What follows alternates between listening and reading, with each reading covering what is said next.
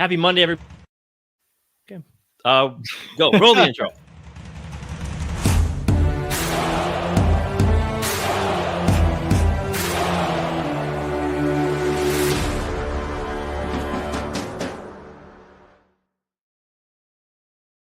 What's going on? Wait, whatever. What's going on, everybody? Thank you so much for joining us here on this beautiful Monday. Not sure if any of you guys are located in Minnesota, but today is actually somewhat like it's crazy. Today's real feel around here is like right around 80, 20 degrees cooler than yesterday's real feel. So today, even though it's really not like it's not like a nice cool down, it sure as hell feels like it out on the golf course yesterday and 95 plus degree weather. Just awful. Don't recommend that whatsoever. But anyway, still a beautiful Monday here to talk about some Vikings football. We're going to talk about running backs today because honestly, there's just not a lot of other things to talk about as it comes to football right now. We've officially hit the dead period. But yeah, man, how are things for you? I guess we'll just do the weekly check-in on how the little one's doing. And good. Hot here as well in North Carolina. Honestly, it wasn't as hot as it is there. Of course, Minnesota just freezing in the winter and then hot and humid in the summer. It's funny. It's like got to be probably not one of the only states where you're just complaining in the winter and the summers. But yeah, no, it gets brutal out there, especially in Duluth, where you're next to Lake Superior too. If you are anyone that's up north and get that extra humidity from that. But yeah, other than that, everything else is going pretty good. My kid is doing all right. Has a sleep regression, so we're dealing with that right now. Just some new things there, but we're getting figured out. Last week he went to daycare for the first time, which went pretty good and all that good stuff, but hanging in there, still breathing, so we're good there. That's the big thing. That's important.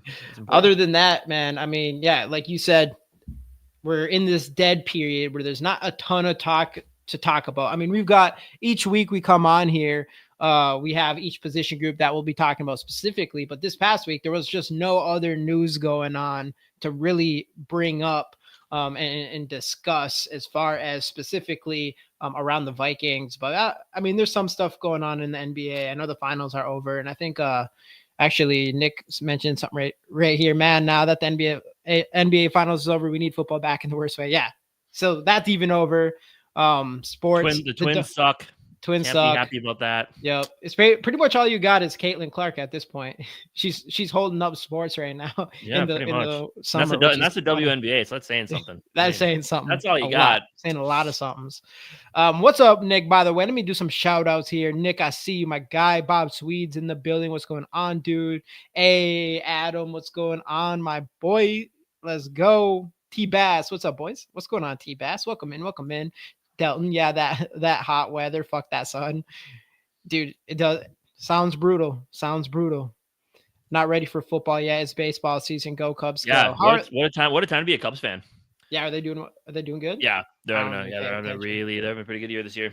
Yeah, if the Twins are doing well, it's a little bit different. I know Royce Lewis got injured and then again, but it sounds like he'll be all right and he might be coming back sooner than later. Pitching. Pablo's out.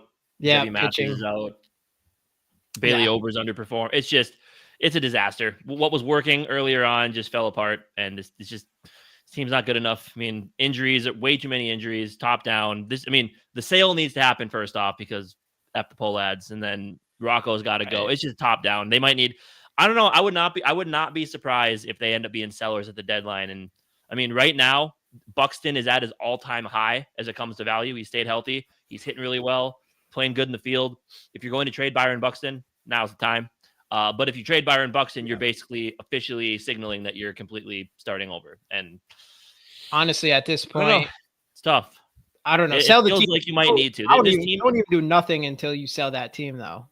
Yeah, that's also true. Because at least Byron Buxton make it easier to sell Byron Buxton there.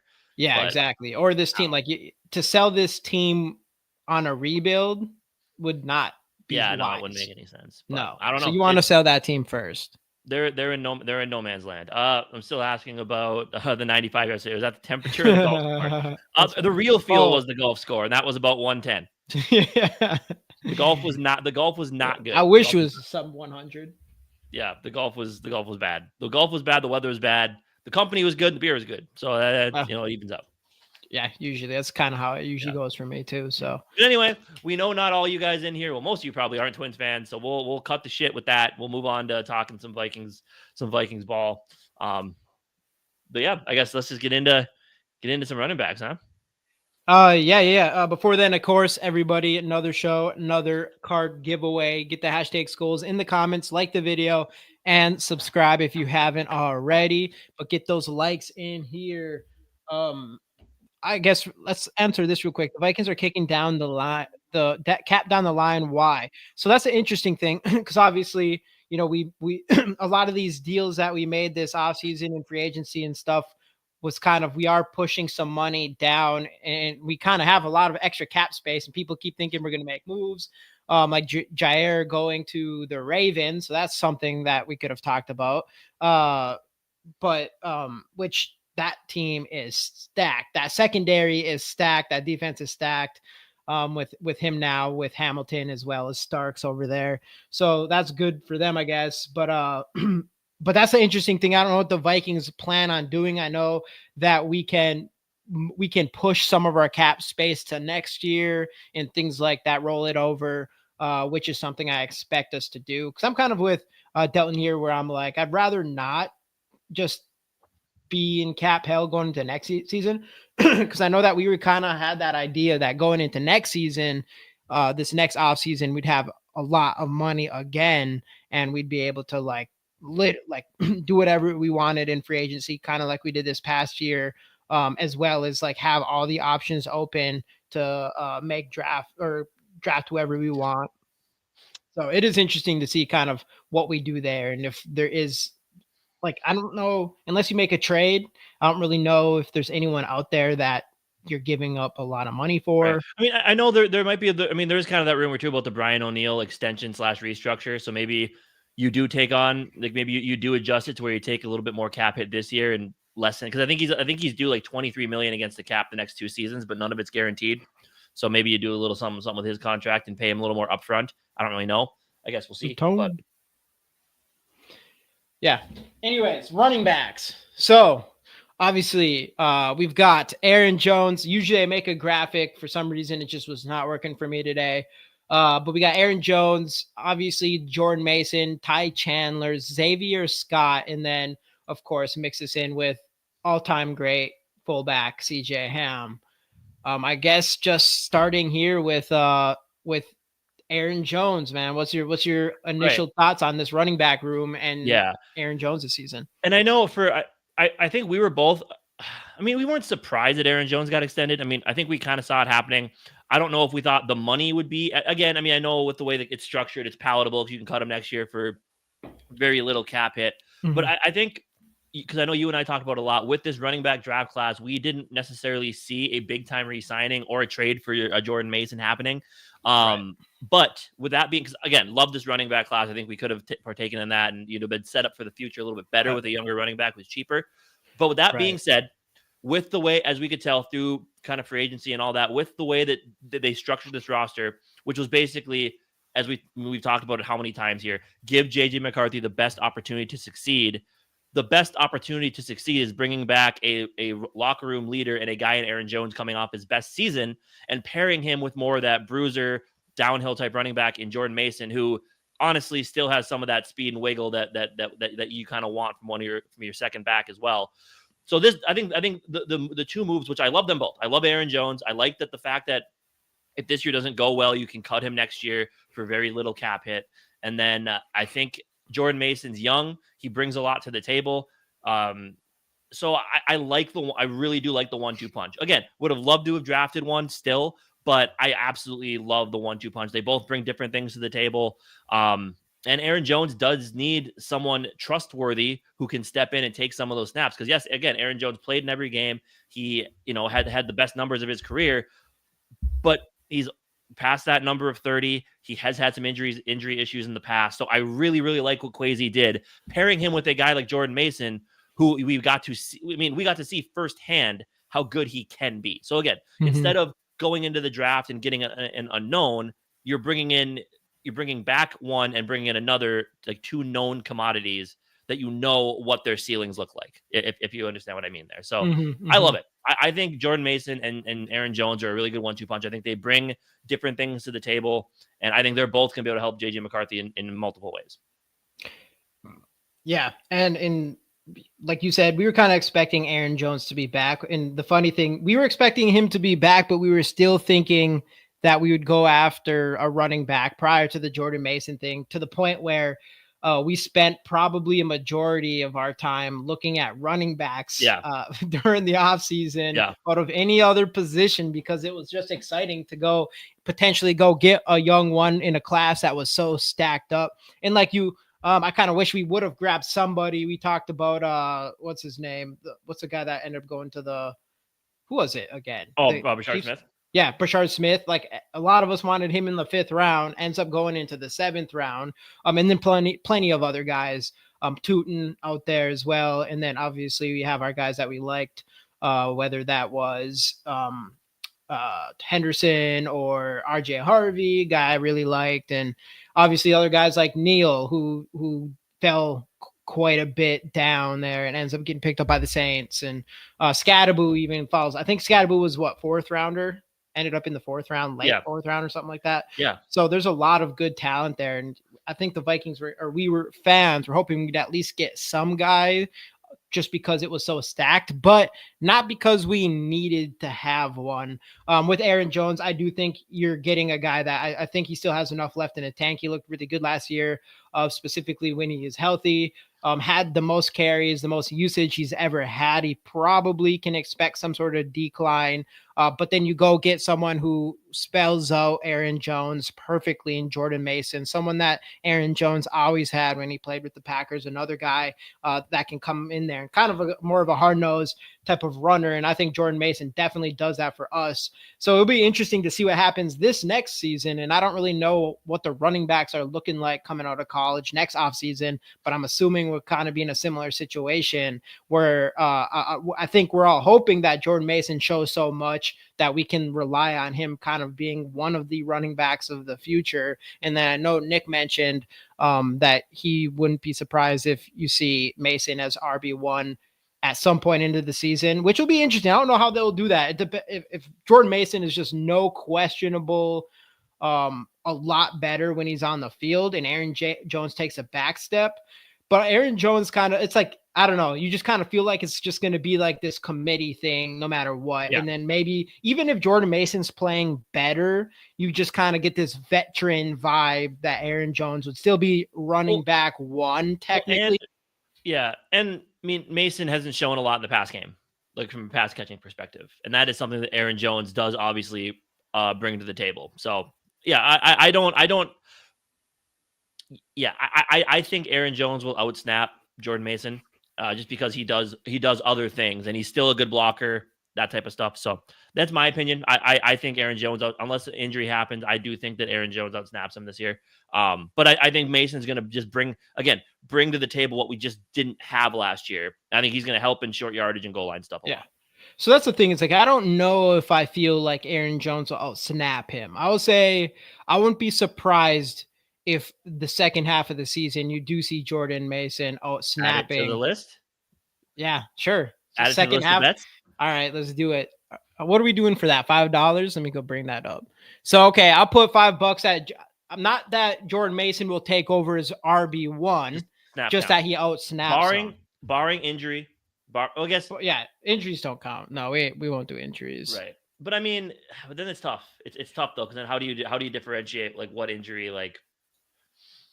Because if he like misses a game, and he still gets outsnapped by like more than you'd get in a game, then it doesn't really make a lot of sense. We'll have to adjust the parameters of that down the road. But and we'll feel it, even if it's just as simple as like it's just obvious that we're relying on Jordan Mason a lot now. Yeah. Whether that's just because maybe at that point you're like, we're getting chunk yards out of him every single time, so no reason to even wear Aaron Jones at that point, So that's kind of like what I'm thinking could happen.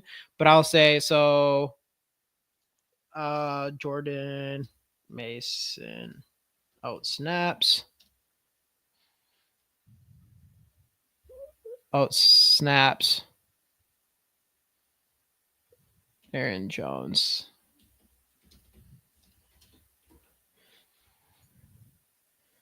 Let's see here. $5 on all of these. Okay. Hell yeah. All right, we're keeping it going. Bets are up and going.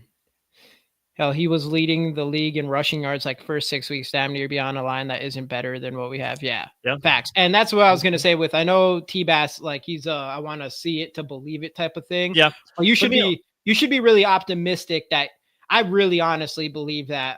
And a lot of people be like, oh, but we had this many yards or per carry or whatever last year. But when we were in the red zone, we were absolute trash. Like I do not blame Kevin O'Connell for not running the ball more in the red zone when we were literally getting no yards there, and our interior offensive line was just getting beat in that area of the field. So that's why I do think that our offensive line being bad in the run game is a big reason why Kevin O'Connell pulls away from the run game the way he has been to some extent. And I do think that we're going to see. Well, and that's why I think we're going to definitely see there was. I think that's why there was the emphasis on a bigger, meaner offensive line who excelled at run blocking so far throughout their careers, and adding Jordan Mason. Like I do think that he does want to run the ball more because I mean it's 101 that running the ball leads to more balanced offense. So I do agree with you to an extent on that. Yes. And on top of you have JJ McCarthy, who's his first year as a quarterback. Like you think you're going to lean in to that to some extent. I don't think Kevin O'Connell's that worried. Kevin O'Connell doesn't seem like the guy that's going to pull off of what he wants to do in the passing game. But if you have the offensive line and you have a guy like Jordan Mason, two things, interior offensive line and a guy like Jordan Mason, two things we didn't have.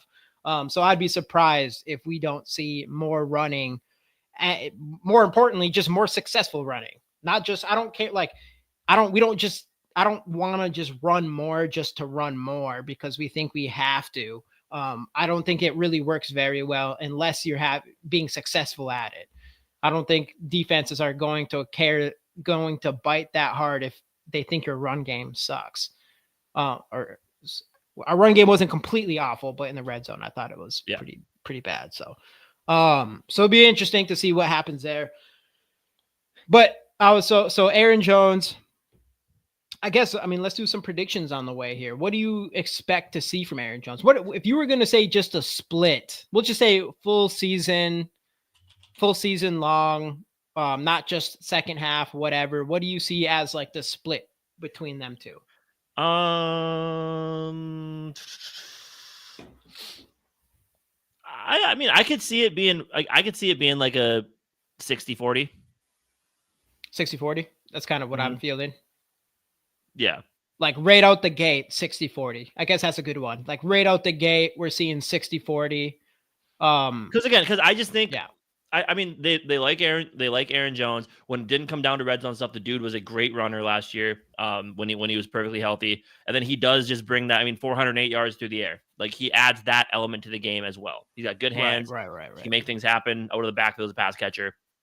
I just think he brings a little bit extra, something that just Jordan Mason doesn't. But Jordan Mason, again, younger, and he is more of like that bruising type running back. Yeah. Which is why I think he's going to have his spots. But again, like if you want to really keep defenses off balance, like you can't, like obviously you're not just going to play Aaron Jones on passing downs. Like you're going to put Jordan Mason out there on some passing downs too to keep defenses guessing a little bit. Like it's just like how did he do in the pass game again? I forget. I'm gonna look that up real quick. But yeah, no, that makes total sense. Because last year 255 carries. It will be interesting to see where that goes. Like how many less carries he ends up having, or if for Aaron Jones, or if they do, if the run game works with this upgraded offensive line, if they do emphasize it more, maybe he ends up with more carries or very similar. I don't know. It'll be intriguing. Like, and I think we'll know pretty early on how they plan on kind of splitting up the snap count throughout the year. I'm hoping it's significant. It's got to be Aaron. Like you can't expect Aaron Jones to go in there and get all the snaps again. I don't even think he wants that. Yeah. Let's see here. Yeah, Jordan Mason had 11 receptions last year. So again, yeah, I wouldn't sample expect a size ton. was a lot less, of course, but Yeah. 153 carries, 789 yards, like that's pretty good. See, that's the thing is I I don't know. Maybe, but I'm not. I need to see numbers on that. Like, if I was out there on the field and you're against a team that sucks at running, and every time they run, they get no yards, But I'm not going to be that. I mean, yeah, a little bit honest, but I'm not going to. But if you're showing you're at least willing to do it, even when it's not working, that's going to open up for play action, which for a young quarterback, At least especially, is yeah. incredibly important to be Yeah, able to get a little bit of extra time in the play action passing game. A little bit, but how significant is that? Maybe a lot. I don't know. Like, yeah, if you don't run at all, but if you just keep run, like you're wasting plays. Like you are. I don't know what's better. Like making sure you're running, getting 0 yards because you can set up the pass when you're wasting plays to do that. I'm not sure. I don't know. That's something that you'd have to see the numbers on to see if that's actually. And I do because think if your defensive players are not stupid, like it's quality of runs is going to keep teams more honest than just because you also run. I mean, I think both are correct because yes, to some extent. Because obviously, I think there's going to be certain situations where like they can't run the ball here. So if they line up in a run set, they're either A, will just stop them because they can't do it, or B, they're probably not going to do it and they're going to do something else. So be mindful of it. But still, though, I mean, you do have to just show that you're willing, even when it's not working. You still have to show that you're willing to try. And again, then you got to go back to how the game plays out. Like if you're up, if it's a close game, then yeah, you're probably gonna try your best to run, but throw a little bit more to keep yourself in it. If you're down, of course, you're throwing a lot. And if you're up, it's wide open. You can do kind of whatever you want. So the way the game is played out does kind of also affect how the running versus passing snaps are skewed as well. Yeah. But that's an interesting one because that's the thing is like, yeah, I get it as far as like you want to keep teams honest and things like that. But quality, I think matters a ton.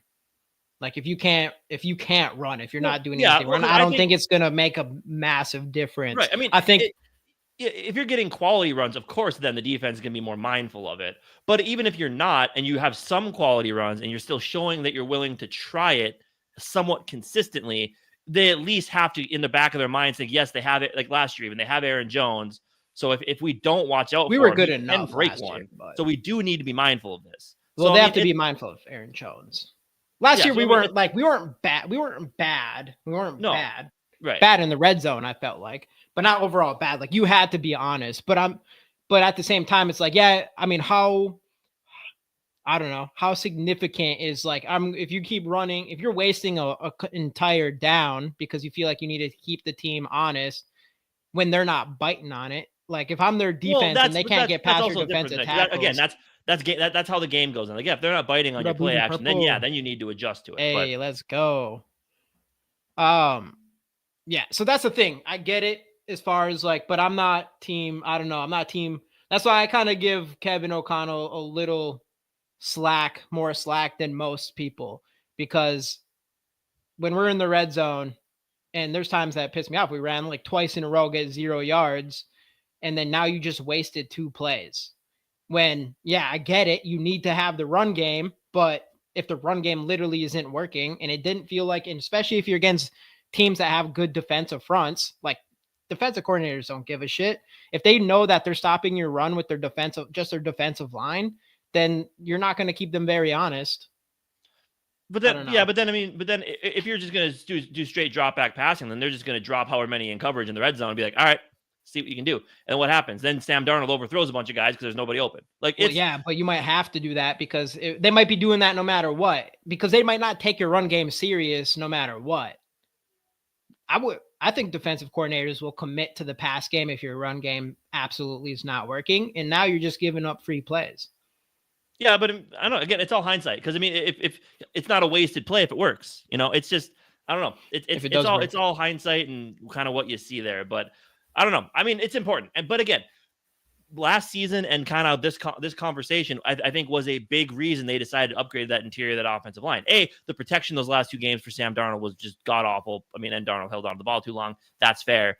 But I do think that like like kind of like O'Connell said, like those teams were that had the big offensive, in the middle of the offensive line, were able to run all over us. And that's just something and that's why, it goes both ways with what we did on defense as well. So yeah, I don't know. I think so. I do think the inability to run the ball well in the red zone is what led to the Jordan Mason trade first off, and then the offensive line signings as well. So yes, I do think that's a big part of it. I think he realized we had to throw a little bit more because we just didn't have the meat down low in the red zone to really run the ball effectively. So what we have to do then is beef up that offensive line and get a guy who is a bigger body and just a kind of a one cut go type back in Jordan Mason. Yeah, there's not even a question. That's exactly why we did that. That's why I'm like, even when it's obvious when it comes to like, if anyone's saying like he just doesn't run, or I know there is some stat people out there who just say like the Vikings, I forgot what stat it is. I think the Vikings had a pretty decent yards per touch or something like that. And then they'll just bring that up and it's just like, yeah, but in the red zone, we were pretty trash. Like if you're watching the games, we were not doing anything on the ground in the red zone to the point where we made sure to fix that interior offensive line, and we went and traded for Jordan Mason, a guy that we didn't have, someone that's expected to, hopefully get at least a couple yards every time he touches the ball or whatever. So yeah, I mean, it's really obvious. And then plus, how many goal line touchdowns did we have in the run game last year? Not many. I remember Aaron Jones scored that one near the end of the season. Like that's like the first. Well, that was like the first rushing touchdown we had in however many weeks or months or whatever or something like that. Yeah, I wonder what the Vikings pass run ratio was inside the 20. Yeah, I don't know. It was probably, I don't know. In my opinion, that's where I disagree with people. In my opinion, I think we were running too much in the red zone because the shit didn't work all year. So I'm like. But even though we're not, the reality is we weren't running enough, but we just didn't have the talent. Like we should be running more, but we weren't effective. We weren't effective enough with the runs that we did use. Is exactly kind of how it went down. Like we were trying and it just wasn't working. But a good team should be able to run more than what we did in the red zone. Like we should have been able to do that, which happened a lot of that had to do with our interior offensive line, which hopefully. Should be a lot better this year. I'm excited, though. I'm excited overall. I do think we're going to see a big change. I think we're going to see a big jump. And I do think a lot of it, I think there's going to be some of it's good because of you have JJ McCarthy there. Because that's going to be an interesting thing that I'm going to be wondering is I always think of is what's going to be the first play of the season. It'll be interesting to see what the tone that because if the first play is a pass, then like that tone that's being set out there. It'll be Aaron Jones up the middle. Up the middle. Think so? Up the middle. Yep. Aaron Jones up the middle. Let's do it. How about this? Let's add this to a little prop bet first play. Yeah. Which I think it's very likely that the first play is a run, but I'll give you run or I'll give you pass I'll give you run and I'll take pass. Okay. All right. That way we get one of these out of the way right away here. We can win $5 the first week. Hey, what's going on, Darren? So first play of the season, run or pass. I'll just say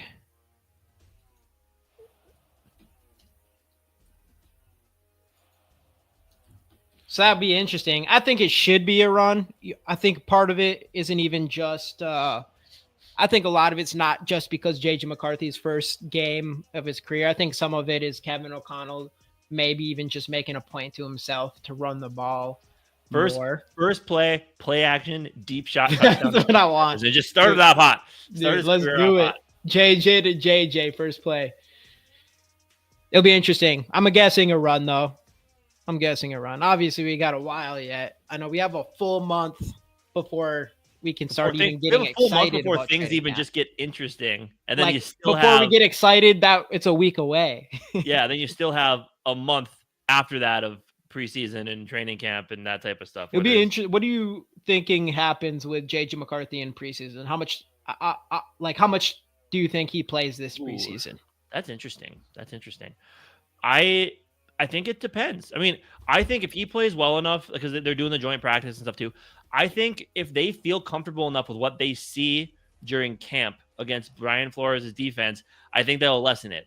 I think if they say, hey, we just haven't gotten to see enough yet, just we want to get him some reps against, because I mean, for sure, I think that first game he plays at least to drive. You'd have to think.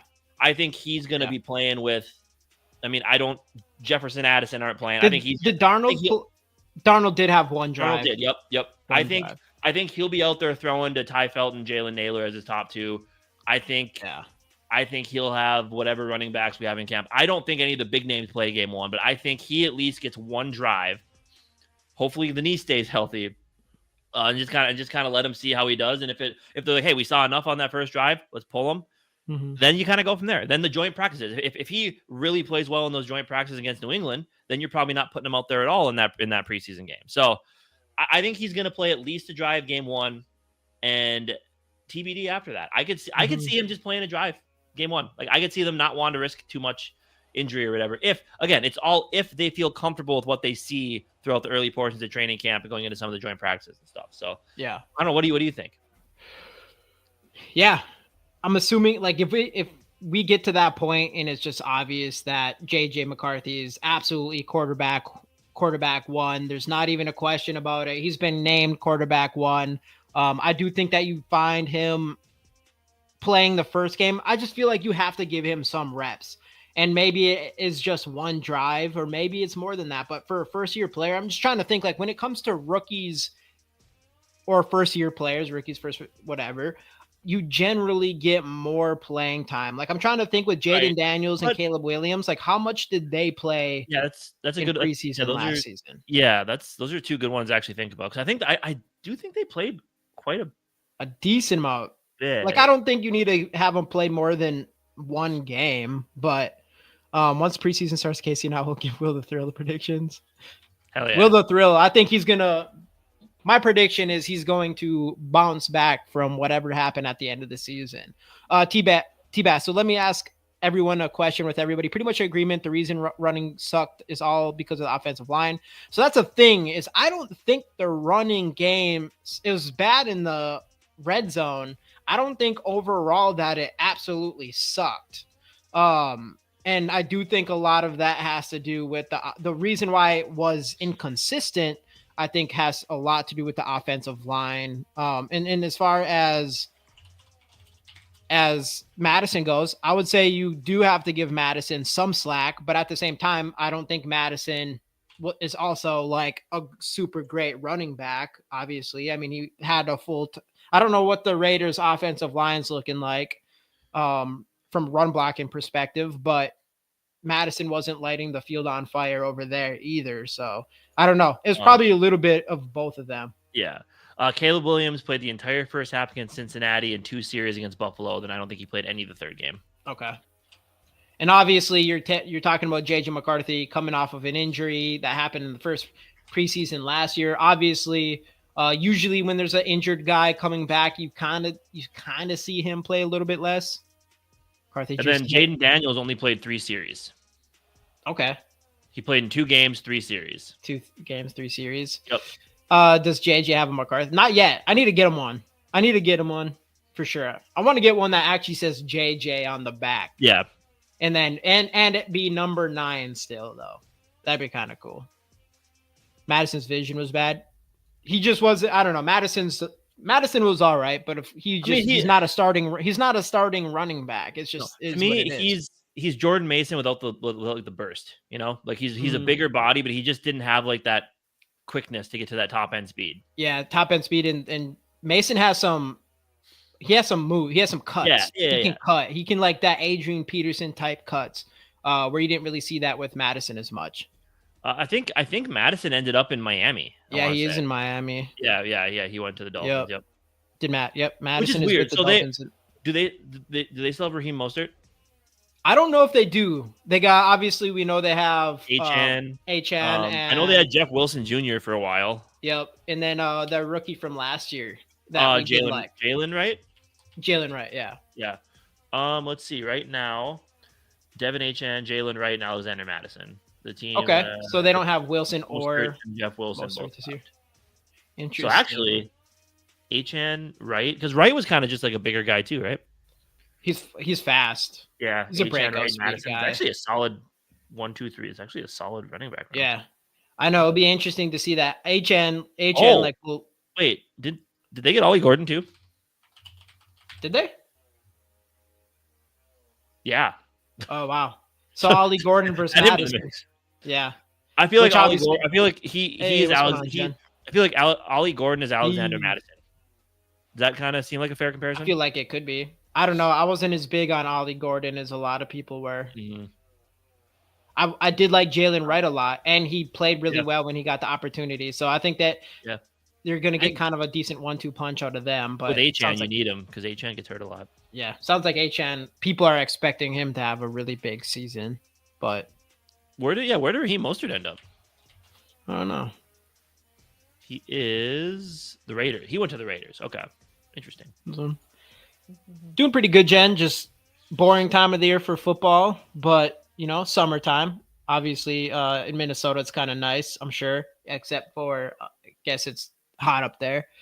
Yeah, no, JJ is doing pretty dang good. He's doing pretty good. I said it earlier, but first day of daycare was last week, and bittersweet, I guess. I don't know, mostly sweet. You get a break. I drop him off there, and then it's like the first stretch that I don't have him. So, and he does good so far. So we'll see what happens. But no, it's going good. It's going good. Anyway, so running backs, Aaron Jones.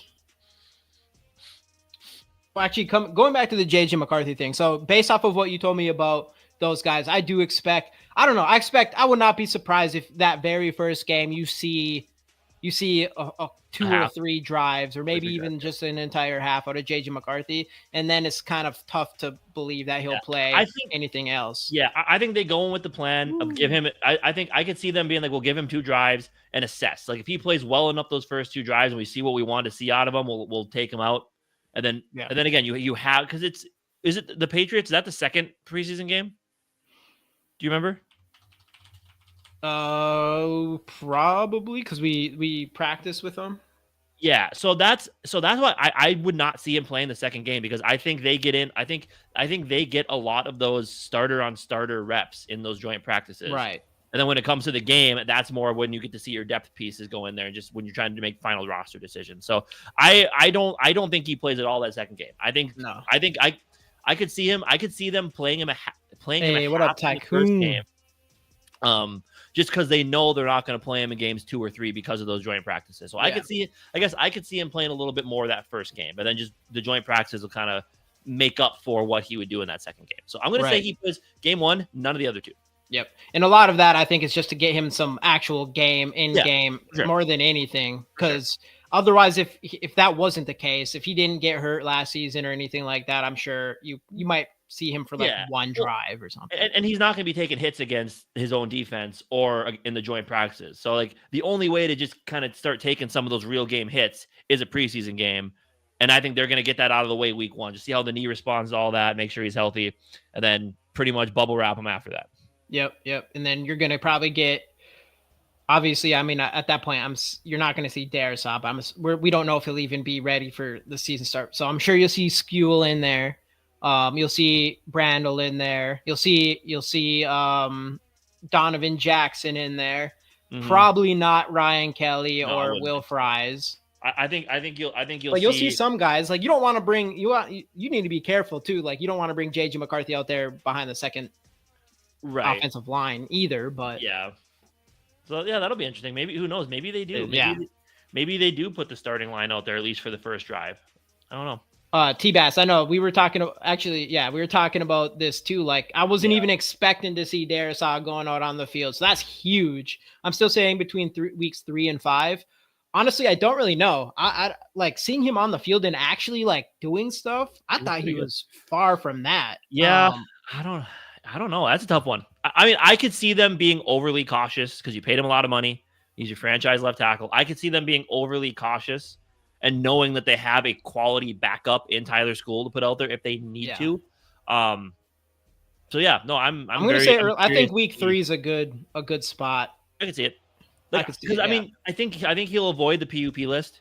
Yep. The fact that he's on the field, he definitely has to. Which is PUP? Is it 6 weeks? when you're on there? Is it you have to be out the first 6 weeks when you get I put think on the pup so. list to start I season? believe so. Yeah, Logan Brown's going to be a fun one. Logan Brown's going to be, I mean, he's the guy that you're kind of rooting for because I think we're all sitting here like, you got Brian O'Neill who's going to need an extension soon. So you're kind of thinking like, well, if Logan Brown can end up being that guy, but it'll be a fun one. Everyone hit that like button, damn straight. And again, everybody, another show, another rookie card giveaway. So get those likes in here, get those hashtag Skols in here. I still have one of those Kyrie Jacksons that I found. I forgot about that. I think. Let's see. I thought I did somewhere in here. I'm pretty sure I do. But yeah, Kyrie Jackson's a cool one. That's like the only card in existence of him somewhere. What's that? But I guess outside of those two, I mean, I think T-Bass mentioned earlier, Ty Chandler. I don't see him making it through roster cuts. I think he basically lost his spot because I mean he had his opportunities the last couple of years to make something happen. I think he had like 1 or 2 good games a couple of years ago, so I think he's done. I mean, I just think the fact they brought in Mason, they brought back Jones. I mean, yeah, he's a different type of running back. I think that kind of signifies that they're ready to move on. And then you got Trey Stewart, the undrafted free agent out of Jacksonville State, right? Jacksonville State, is that what it was? He was undrafted. Who is it? Oh yeah, Stewart. Oh yeah, I forgot about him. He wasn't even on the some people like him. I mean, again, undrafted free agent. See what happens, I guess. Or did he go to college? Jacksonville State. Yes. Okay. Yep. Yeah. Yeah. No, that would be interesting. Ty Chandler, because obviously with Ty Chandler, like you get a guy that like knows your system. He knows the playbook. He knows all those things. He's looked solid at points, but he's just at this point, like you go out and you go get Akers twice. When Ty Chandler's on your team. So that just shows you like you don't have that much trust in Ty Chandler to carry things. And I'm assuming that you're probably hoping, even though it's your running back 3, you're probably hoping you're getting a guy that if any of your top 2 guys go down, that they'll be able to come in and at least do something. Yeah. So I wouldn't be surprised if Ty Chandler doesn't make it, but I wouldn't be surprised if we go and try to go grab somebody else. Who knows? Maybe it's Myles Gaskin or something. Cam Akers, Myles Gaskin, the usuals. One thing I was gonna hit up on, who wrote it? Someone said, "Oh yeah, Rondell Moore." I don't know. Have you heard anything? I've heard nothing. I've heard nothing about Rondell Moore at all. I'm hoping that he's right. I want to see a real training. I want to see a real battle between him, Jalen Naylor, and Ty Felton. To some extent, I would like them. So I'm hoping he is healthy. I want to see that go down. What's going on, Dane? Ty Chandler's too small and doesn't break tackles. Yeah, he just doesn't. Ty Chandler doesn't really do much, to be honest with you. And he was supposed to be good. He was supposed to be good in the pass game, but we don't really do great. But again, the thing is, as we kind of talked about, like if he's out there in the pass game, he's going to pass. Because he's going to be out on a route. Because that was the big thing with him. He could not pass block. That is one thing they said he never got down. He was an awful pass blocker, and you just can't have him out there. Because then they know the play is what's going to happen because they know his weaknesses. So that's kind of one of those things. Like you as an offensive minded coach, you wouldn't be able to put him out there in a set where he's going to be pass blocked because you just do not trust him enough to pass block, especially with weak offensive lines like we've had in the past. So that's just one thing. It's just he's not a complete running back because he's too small. Yeah, the pass game stuff would be cool if we could ever get him to that point. But I mean, if you can't pass block as a running back, you're not going to play a lot. Yeah. And that's he was a miss, another miss. But again, it was all from the first draft class, so that you can at least be happy about. Yeah. Hey, he made it this far, more than most. He did. I think more than everyone, right? Jalen Naylor. Yeah. Jalen Naylor's, I mean, obviously the most successful, and he's going to be an interesting one. I'm excited for that's probably the battle I'm most excited about is the wide receiver 3 battle going into training camp here. But obviously, we'll get into some more of that stuff later. What was I going to say here? Oh yeah, the Addison thing. So I forgot what date they're pushing his. It was like July. And they're saying 1 to 3 games. So it sounds like there's a potential that he could end up just missing 1 game. I thought I saw. Yeah, I think I read that somewhere too. Was it like first week of July or July 12th? Nope, that's when it happened. It'll be interesting. Someone had like this. I wish I could find out who it was, but someone had this big long tweet about Jared Goff, and I don't know if you saw that, Jared Goff and Jordan Addison saying Mm. that like Jared Goff went out there and hung out with Jordan Addison and like roofied him and or so, this big long thing to get Jordan Addison suspended so Jared Goff could play well or something like that. But it was funny. I wish I could find it. You see, they announced quarterback season 2 for this year. I did. I actually just saw that. I saw it's going to be Joe Burrow, Jared Goff, and Kirk Cousins again. Wait, Kirk Cousins again? Yep. You get to watch him go from starter to backup. Hey, he was the star of the first season. All right, you got to bring him back. Yeah, especially in this season, it's perfect timing. But so yeah, because it's that's from last season, so he's got to be a backup. People want to. It's just his wife, dude. So people have something with his wife, I guess. Yeah, they must. Yeah. It's California. They should push it off to next March for Addison. Yeah, I know. I mean, come on. Competition breeds success. I hope Felton has the attitude that's going. Yeah, Jefferson going to take Jefferson. Yeah, I mean, you hope. That's what I'm kind of saying when it comes to wide receivers. Like Jalen Naylor, he hasn't shown me enough yet. Not even close to enough. He had an up and down season, in my opinion, last year. Dropped a lot of balls, and at this point, I would say I'm rooting for Felton to win the job because you got him in the third round. And obviously that means if you want Felton to succeed, you just drafted him in the third round. So you want him to be good enough to jump Jalen Naylor. That's the guy I'm going to root for to do that. But I do kind of have this feeling, and maybe it's just because how Jalen Naylor has been looking, and he's just looked like he packed on some muscle and things like that. I wouldn't be surprised if you do kind of see a jump from Naylor, but you have to see him jump. And I know you said it's his contract year, but yeah, sure. But he usually I only say it's a contract year for a player that's been successful. Because no, not necessarily, because he's playing because if it's not going to be here, he's playing to promote himself for another team. Well, no, I'm not saying that he won't try harder or whatever. And maybe he does, but what does that mean? Unless you've seen someone who already has been successful in the NFL, what is his contract year going to go from? You're saying you're hoping he's a wide receiver 3 in his contract year, he becomes a wide receiver 2, or he's a borderline wide receiver 4. So you think, I don't know.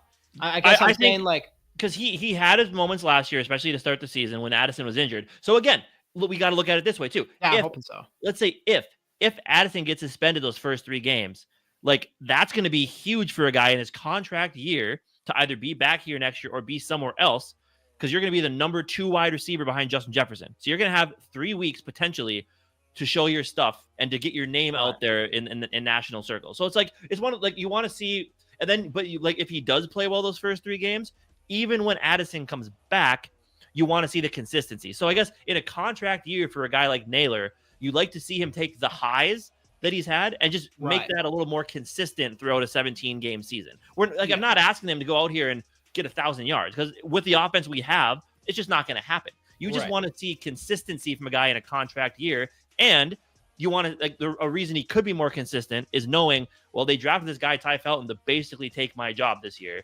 And look, if Felton comes out and he just kills it on special teams to start the season, his name is going to start getting circulated in that locker room too about someone who, hey man, this guy's playing really good on special teams.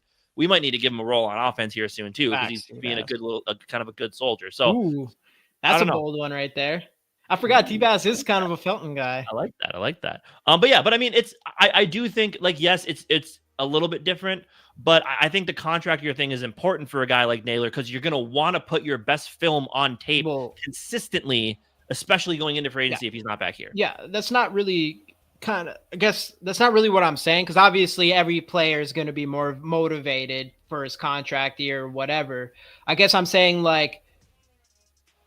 usually when you talk about a player's contract year, you're talking about a guy who's a wide receiver 2 or even a wide receiver 1 who's on his contract year so he can go make the big bucks. Because I mean, I guess like you don't know what talent level is Jalen Naylor. We don't know what is his contract year. If you're a wide receiver 3, what are you going to do? Contract year, and then you're just going to be like a little bit of a better wide receiver 3, and then you're going to make. I mean, I guess so, but I don't expect a contract year. Maybe it could be. Maybe it'll motivate him a lot, but I don't expect a guy who's been a wide receiver 3, wide receiver 4 contract year to mean he's gonna have wide receiver 2, wide receiver 1 production from, maybe not from statistically, but even from a production standpoint. But I mean, what wide receiver 3s are making that big of a jump in their contract years? There's tons of wide receiver 3s getting contract years every year, and it's not like it's just you're either good or you're not. But you don't want to. But if he goes out there and just gives the job to Ty Felton, no. He's going nowhere. He's going to get a vet minimum deal in the future. Yeah, that's what people mean. That's what people mean by a contract year. Well, yeah, like, I know that. Coming in. I'm just saying that you're not expecting to get 1,000 yards. No. But I'm just not saying like a wide receiver 3 on a contract year doesn't excite me, I guess is what I'm saying. Like I don't. Because it's like how like, yeah, you can be the most, maybe he's already super motivated, but how motivated are you? You're either like good enough to take advantage of a contract year where you're like, maybe like putting up, maybe not wide receiver 2, wide receiver 1 numbers because of this team, but you're putting up the production. Like you look like when you're on the field, you look like a wide receiver 2 or a wide receiver 1.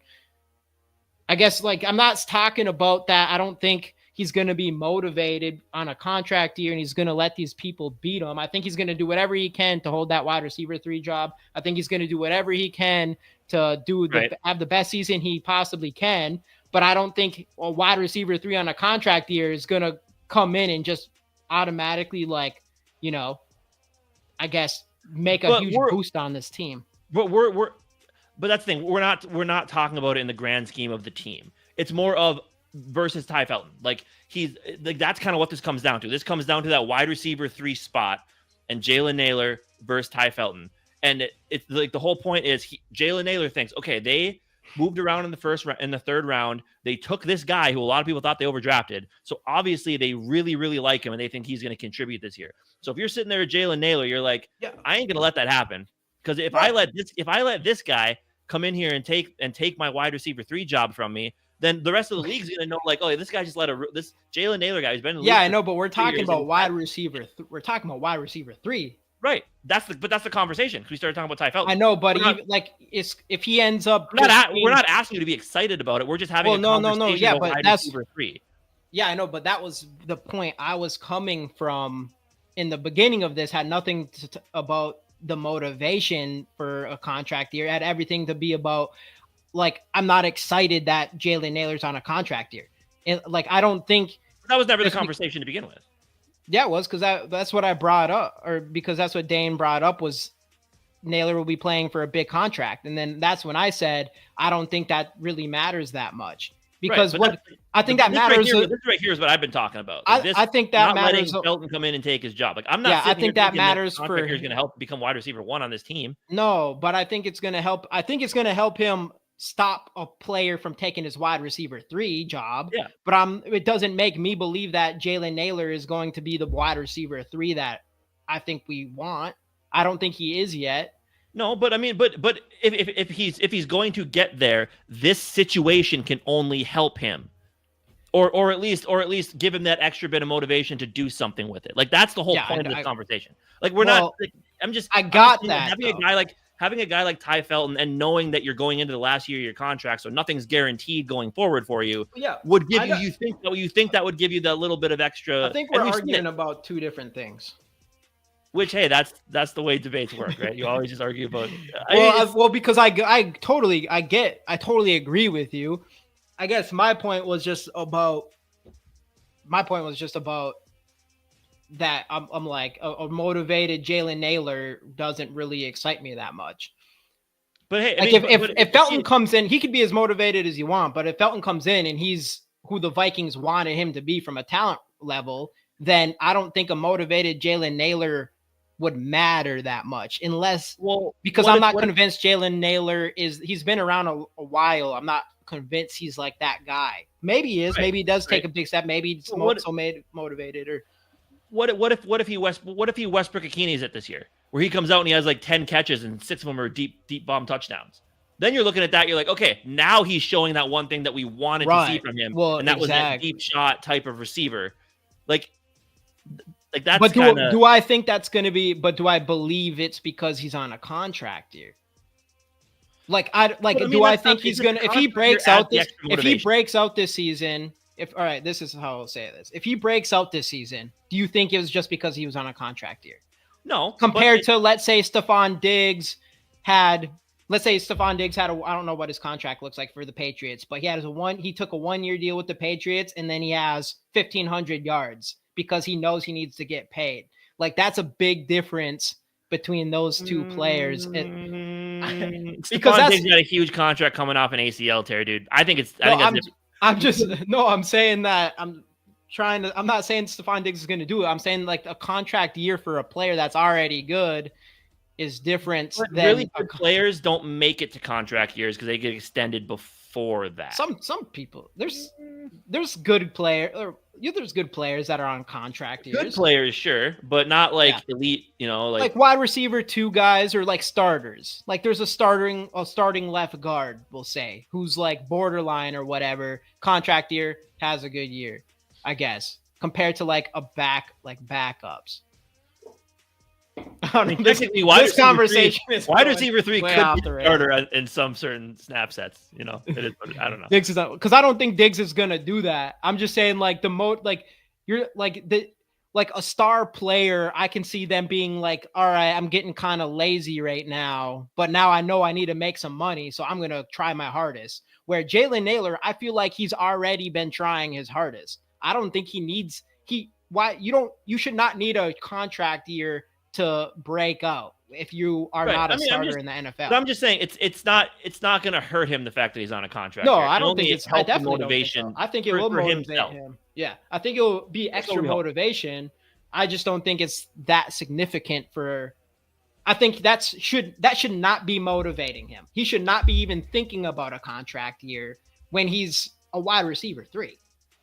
He should be more worried about. He should already be motivated just to try to get on the field more. You know what I'm saying? Like that's where the motivation should be coming from. Because you literally just said that there's these players out there like, I got to make some money, so I got to try a little harder. Well, yeah, I know, but because he's in a worse spot. Yeah, than but I'm talking about like players like, who I'm a wide receiver 3-4. I'm replaceable. If I suck this year, there might not be a team that wants me next year. Yeah, I know, but he shouldn't, if he's at a point and if he's going into this season and he's just convinced like, oh, I'm worried about my contract. Like he shouldn't be motivated by a contract. He should be already motivated just by getting on the field in general, compared to a guy who's already on the field or a wide receiver 2 who always, like a T Higgins, let's say it's his contract year. And he's like, oh, I need to play because I actually can go make millions somewhere, compared to like the motivations levels are different. There's guys who take like Stephon Diggs. It feels like he's someone that feels like he's let his off season stuff distract him. But I personally think a contract year should mean more. I'm using him as a fringe roster guy than a bona fide starter. Because a bona fide starter is going to get a job anyway. What up, roster guy we're talking about complete nonsense completely if he doesn't do something with it. So we're talking about the motivation behind contracts. I'm just saying young players shouldn't, not young players, but unproven players shouldn't be using contract years to be motivated. They should have plenty of motivation in the tank. I mean, it's not going to hurt. It's only an extra. Well, I mean, it's extra motivation, but you should already have plenty of motivation to even just stay in the NFL. You should, but but some people just need that extra little push to get themselves to the next level. Because who knows? What if he says, okay, I'm not guaranteeing anything next year. I really need to push myself this year. And by pushing himself, he unlocks that next level of his game that carries him through the rest of his career. You never know. It could be a little bit of motivation to push him. Yeah, but you think like, so if he breaks out this season, are you going to think he was motivated by his Like the number one thing was his motivation to break out was contract. That probably helped him. It probably no, but just what do you think? Do you think that'd be his number one thing? No. Well, what if Stephon Diggs had 1 year? I'm just using him for example. Let's say Stephon Diggs, after where he's coming off from, he has a 1 year contract and he broke out to have his best season. Would you say that you think he could have been motivated because of a contract year? I mean, yeah, but also yeah, but that's okay. That's the difference. That's the difference. Yeah, I don't think. Yeah, I don't think that's his number one motivation, though. That Diggs? I don't think that would have been his number one motivation. You don't think that would be Diggs' number one motivation? No, of course not. Because he's already proven he's going to get a contract no matter what somewhere. But do you think? But the idea of when people say he's on a contract year, like when people generally say that, you're thinking, and they're probably right. You're thinking someone on the last year of their contract is going to try their hardest to make more money next year. Yes, it could be perfect for a fringe wide receiver 3. But do you think a wide receiver, if Jalen Nailor breaks out, do you think it's because he's on a contract year? Well, no, but I wouldn't say that for Diggs either. I think, but you said yes. But if you looked at it on paper, you're like, oh, Diggs has a 1 year contract and he has a big year and he made a bunch. Now he can go out and make a bunch of money again. He would have made a bunch of money anyway. He's probably making more money because of it. Like it's probably his motivator for getting that extra little bonus. But Diggs will be motivated with Cardi B on the sideline. That's also very. And I don't even know. Who knows? Diggs might the off-field stuff might just be in the way for Diggs. I don't know if Diggs is ever going to do that. I'm just using that as an example because I think contract years are extremely motivating for a lot of players, but I don't think every player is going to be as using that as their number one motivation when they haven't even done anything in the NFL yet. It doesn't even make sense. You should be motivated by just staying on a team. Hey, Vocal Vike in the building, my guy. Miss you too, brother. But yeah, I just think in the back of his mind though, it's got to be eating at him. Like if I don't play well this year, I might not be an NFL player next year. So yeah, I changed my answer. Yeah, I think that would be his number one motivation, wanting to be on a team next year because he has no guarantees no matter what. That's what I'm saying. For Jalen Nailor. Yeah, that's what I'm saying. Yeah. So yes, I do think a contract year is the number one motivator because I think he might not have a job not next being year on if I don't play well. But he might not but that's more of a motivating than him being like, I want to go make money somewhere. Like that's not even to. I guess you could say that has something to do with a contract. I mean, but that's not like what we're talking about. How do NFL players get money? By signing a contract. What does Jalen Nailor not have next year right now? That's not what the term playing on a contract year is implied to be. I think it is. No, it's to get paid more money. What does ChatGPT have to say about this? They're smart. They know. Luckily, I got my ChatGPT warmed up to just say I'm right about everything. But no, we appreciate this is your number one must be the off-season conversation. There's nothing else to talk about. So we're arguing wide receiver 3s. We're arguing contract years for wide receiver 3s. Yeah, we were supposed to be talking about running backs. Yeah, and then thank you, Dane. You got us talking about wide receiver 3s, Jalen Nailor and Ty Hilton. Well, the running backs, but the what, and I mentioned this earlier, is because wide receiver 3 is going to be probably the most exciting thing going into this offseason. And a big one is because last year, me and you both, we were like the idea of Jalen Nailor and Brandon Powell was pretty underwhelming. And I can speak for both of us here in our opinion, as far as like fighting for a wide receiver 3 spot.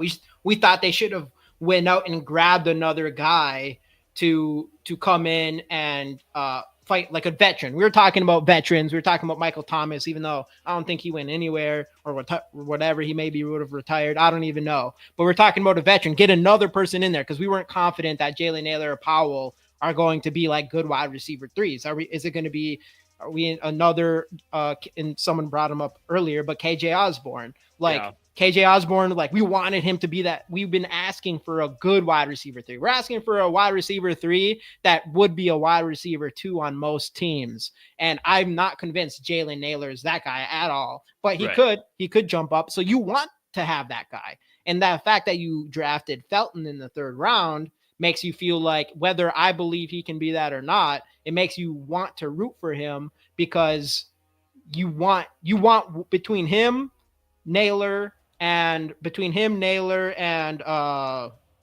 Rondale Moore, you want one of those guys to be able to come out on this field and play like a wide receiver too. So who's the most likely to do that? We've seen a lot of Jalen Naylor. We have not seen him do that yet. Felton's a rookie third-year wide receiver or third-round wide receiver. So you feel like he could be that guy to, or you kind of want him to, because he's the untapped potential. You don't know what you have in him. So you kind of want him to beat out Jalen Naylor unless Jalen Naylor really takes that step forward. And if Jalen Naylor does take that step forward, I have a hard time believing it's because it's contract year.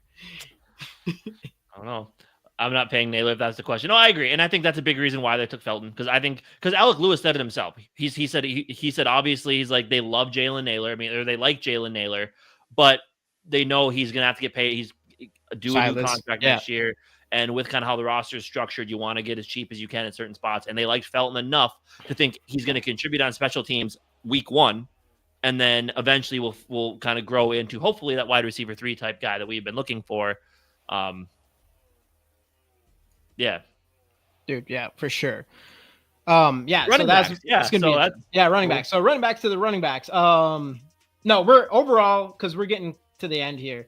Overall, the running back room, I mean, we got to feel pretty damn good about it. I think my only thing was like, I was hoping to get like a third guy in the draft somewhere, somehow. There's so much talent there. We didn't do that, but I think we can all feel very confident in what we have in Aaron Jones. And I mean, I guess I think a lot of us probably probably agree to some extent. I'm mostly excited about Jordan Mason. I mean, you're just getting, it's the more unknown thing. You know what you have in Aaron Jones. Aaron Jones he's 30 or 31 now. I think he's 30. 31. Yeah. 31. So Aaron Jones is getting older. You got this young Jordan Mason who looked really, really good. And actually, I think he led the league in rushing for the first 3 weeks or whatever. Something like that. Or was it yards per carry? I said that earlier. I think he was like through week 6 or whatever. I think he was leading the league. Yeah. So just exciting to have a guy like that. So I was excited for the run game because of getting Aaron Jones last year, but now I feel really excited, obviously, with what we've done with the interior offensive line and all that kind of stuff. And I've went back and kind of watched some Mason highlights here, and it's just like, it's one of those things where he's just like, he's an undrafted, I think he's an 7th round pick or undrafted guy. But sometimes you go back and look and you're like, oh, you wonder how this guy got missed. And you see it, I guess. I don't know. Yeah. But and to the point where he was kind of helping carry that San Francisco 49ers offense. And, Viking fans saw that. Though it does feel like no matter what, San Fran always has really good backup running backs too. Yeah, that's the only thing that I'm a little bit worried about. Yeah. Is that everybody does good for San Francisco. Every person they put on the field, Mostert, this I'm butcher his name, Isaac Gidiardo or whatever. Guerendo. He comes out there and does good. And CMC's gonna. That's the only thing that I am a little bit worried about is San Francisco. Just every running back plays well over there, so you're hoping that it's not some sort of system thing. But based off of what I've seen, he has some pretty nasty cuts. So and he's just big downhill runner. You like that? Yep. So hopefully runs north south type of guy, which was he ain't gonna be like old Danson Delvin at the line of scrimmage. Yeah, Danson Delvin. Damn, that might be. Maybe you have said that before. I'm like, I don't know if I've heard him called that before. Everybody, let's get this giveaway going. Get the hashtag Skols in the comments, like the video, and subscribe. We do have a JJ McCarthy video coming out this week. We're gonna discuss. I'll have to show you guys one of the thumbnails. We're gonna have a few thumbnails on this one. I'll show you one of them because I know it's gonna irk some people, aka T-Bass, a little bit. Because that's the thing out here, man. We gotta when you work really hard on a video, you need people to click, and sometimes you gotta be a little clickbaity, and that's exactly what I did here. So I'm gonna bring it up right now. Let me see. Guess I'll put it in as an overlay.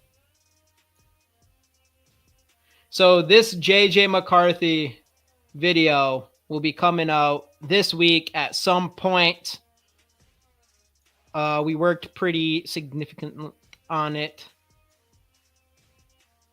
There we go. How are we feeling about this one? Hell yeah. Boys and girls, how are we feeling about this one? Are we prediction futures here? I think we are. I think we definitely are. But yeah, tap in. We'll definitely keep people a reminder on that. I don't know the exact day. Maybe tomorrow, maybe Wednesday, maybe Thursday. Probably not later than that, but we're excited about this one. Yeah, it should be sweet. T-Bass. I hope that's because of that picture. Get the hashtag Skols in here. I know T-Bass knows. T-Bass already knows. Right away, T-Bass in his mind. He hasn't even played a single snap in the regular season game. And here these guys are with Tom Brady on their jersey. So yes, yeah, facts. That's what I'm saying. It's gonna happen. No, we're excited. I'm excited about that video. Obviously, we're excited about this season, man. And yeah, we go into it in this video. So y'all definitely have to keep an eye out because hopefully this one does pretty well for us. For sure. Let me bring up. For sure.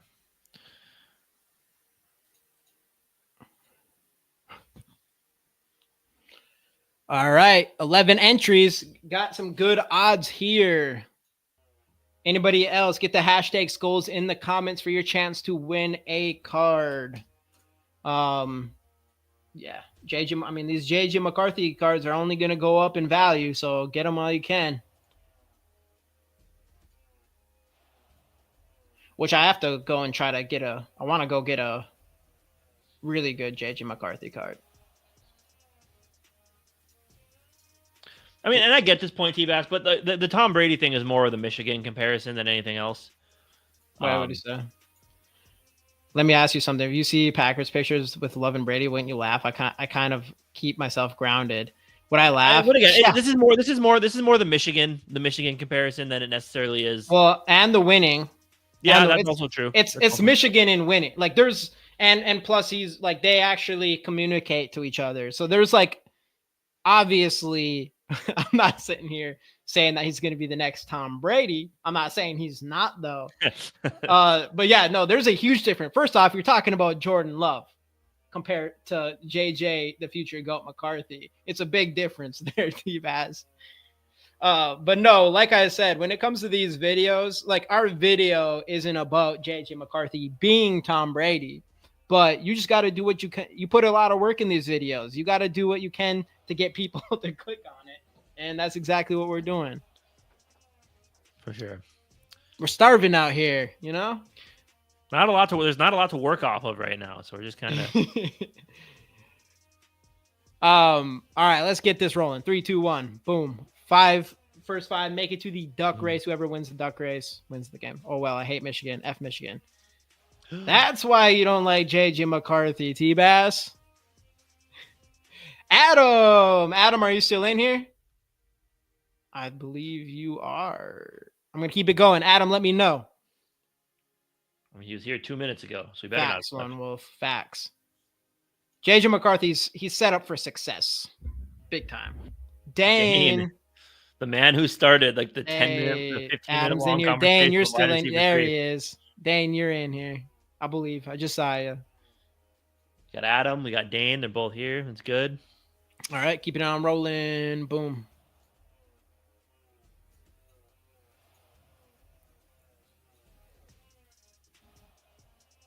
And we got Nick. We know, T-Bass. We appreciate it. You got to keep us honest. Someone out there's got to keep us honest. Keep us honest. Keep us honest. I mean, I feel pretty confident about what that thumbnail is implying, but no, I'm just kidding. No, I'm just BSing with that too. That's the thing. It's called trolling in a way. Dane, no, you make it to the duck race. I don't know if you've seen it before. Maybe you have, but we pick 5 names. The 5 names make it to a duck race. We run the duck race. Whoever wins that wins the card. Nick, are you still in here? I'm going to keep rolling. Nick, let us know. Like a I know. I'm just fucking with you too, T-Bass. Bob Swede. Swede, are you still in here? Again, better be. I know Swede's been on an absolute heater. All right, keeping on rolling. Swede and Nick, still looking for you guys. Keeping on rolling. And we've got Boom. Boom. Steve, I'll have to see. I think I probably have a Packer card somewhere. So that's probably like the first thing I'll do is if you win. So Bob is here. Sweet. All right, one more. I don't think Nick is here at the moment. So let's run it. Looks like it. He said he was working, so that's probably fair. Mafia. Ooh, what's going on? Skol for Life Barber in the building. Mafia, are you still here? I think it has been a minute. Like 3 minutes. Oh, Nick is here. Oh boy. Oh, Nick's here. Well, Mafia, if you say anything before, I'll let Mafia in if he says anything. But Nick, you are in on this. I'll give Mafia like a minute. Let's do a pad. I want that JJ card bad. I mean, I have plenty of them. You just got to be in here. Well, we're still doing every other Monday until the beginning of training camp, and then we'll be going every week again. Or, no. I don't even know what our plan is. We'll probably go every week, and then once preseason starts or something like that, go twice a week. Or maybe, I forget how we did that. Maybe that's when season starts. I don't know. We have to figure that out. But we'll be going every week for sure by the start of training camp. And then eventually by season start for sure, we'll be going twice a week. Mafia, I do not see. And there's Mafia right there. Hey, let's go, JJ. All right. So we got 6 on this one. Mondays and Thursdays for the most part, unless we have to adjust. Yeah, during the Bleacher Report on Wednesday. So it's busy. Football season. Yeah, and we're still on Bleacher Report every single Wednesday right now, too. So all right, let me put this up on the screen here. Tech. There we go. So for us, July is even kind of like a nice little off month where we just, get a couple streams in, but for the most part. Yeah, we take a second here. Mentally prepare for this dominant JJ McCarthy Super Bowl season that we're about to have. All right, we got all the names here. Dane, Adam, Steve, Swede, Nick, and Mafia. Set the clock. What are we thinking? 9? This one's already kind of good. A little different, a little variety. Do we want to start? Should we start with? Let's go with none. Let's go with no shuffles. No shuffles. Let's get it. 3, 2, 1. Boom! And we are off with Mafia taking the early lead. Followed by Swede. Followed by, I think it's Nick, Adam, Dan sitting in the back. Early lead usually good. Absolutely nothing. Not in this one. Not in this one. Last duck wins. Definitely a possibility. With the improved O-line, the addition of Mason, McCarthy is set up for success. Yeah. The offense is arguably outside of quarterback. I think you can argue that we have the most talented offense in the NFL. And I think you win that argument. And we got Swede. Swede winning again. Come on, man. Swede again. With the W. Swede, what do you want? Do you want a Justin Jefferson? Swede is on a heater that I have not seen before. Yeah. Swedes on fire. Swedes wins every time. Let me know what you think, Swede. I'm trying to think of cards. We still have that. I do have Justin Jefferson. We do have that Kyrie Jackson. I believe I have it in here. Let me double check. Yeah. We have a Kyrie Jackson if you want that. Cards that you don't already have. Obviously, you can still have a JJ McCarthy, another Dallas Turner. Who you got? Like I said, the ones that you don't have, Justin Jefferson, Kyrie Jackson, Oh, no, you already took a Will Riker, didn't you? I believe you did. Yeah, was he the one that broke the seal on the Will Riker, yeah, Riker cards? Which should be on the way if it's not already at your house. And then, of course, JJ McCarthy, Dallas Turner. Still got plenty of Dallas Turners. I'll take Jackson. Perfect. Cool. The last Kyrie Jackson that I have. All right. Well, thank you guys so much for joining. Actually, I suppose we won't be on next week, so everybody have a great 4th of July weekend. Have some beers. Have some fun in the sun. And we'll be back the Monday after that. Like we said, which would be what, the 9th? No, the 7th? Is that what that is? Yes, we'll be back Monday the 7th. We are still on Bleach Report the next 2 weeks. So if you do want to see more of us, make sure to head over there. Check us out there. But otherwise, yeah, have a great next couple weeks here. And we'll see you guys next time right here, GG Sports Podcast. You know where to find us. Skol Vikes.